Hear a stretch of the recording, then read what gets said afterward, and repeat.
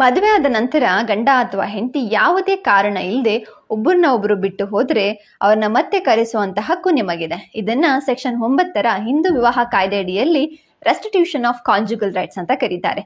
ಇದಕ್ಕೆ 3 ಕಂಡೀಷನ್ಸ್ ಇದೆ. 1, ನಿಮ್ಮ ಮದುವೆ ಕಾನೂನುಬದ್ಧವಾಗಿರಬೇಕು. 2, ನಿಮ್ಮ ಸಂಗಾತಿ ನಿಮ್ಮನ್ನ ಬಿಟ್ಟು ದೂರ ಹೋಗಿರ್ಬೇಕು. 3, ಅವರು ದೂರ ಹೋಗಲು ಯಾವುದೇ ವ್ಯಾಲಿಡ್ ರೀಸನ್ ಇರಬಾರದು.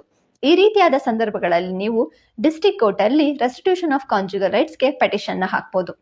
ಒಂದು ವೇಳೆ ಕೋರ್ಟ್ ಅಲ್ಲಿ ನಿಮ್ಮ ಪರವಾಗಿ ಡಿಗ್ರಿ ಪಾಸ್ ಆದ್ರೆ ಕೋರ್ಟ್ ನಿಮ್ಮ ಸಂಗಾತಿಗೆ ಮತ್ತೆ ಬಂದು ನಿಮ್ಮ ಜೊತೆ ಇರಲು ಆರ್ಡರ್ ಮಾಡುತ್ತೆ.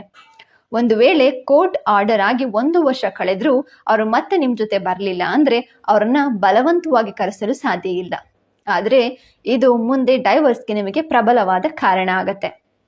ಒಂದು ವೇಳೆ ಅವರು ನಿಮ್ಮನ್ನು ಬಿಟ್ಟು ಹೋಗಲು ಕಾರಣ ಕ್ರುಯಲ್ಟಿ, ದೈಹಿಕ ಮತ್ತು ಮಾನಸಿಕ ಹಿಂಸೆ, ಬೆದರಿಕೆ, ಅನೈತಿಕ ಸಂಬಂಧಗಳನ್ನು ಹೊಂದಿದ್ರೆ ಕೋರ್ಟ್ ನಿಮ್ಮ ಮನವಿಯನ್ನ ಪರಿಗಣಿಸೋದಿಲ್ಲ.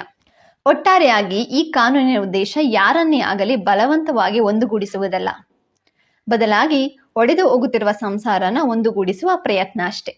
ಈ ಕಾನೂನಿನ ಬಗ್ಗೆ ನಿಮಗೇನನ್ಸುತ್ತೆ ಅಂತ ಕಮೆಂಟ್ ಅಲ್ಲಿ ತಿಳಿಸಿ. Thank you.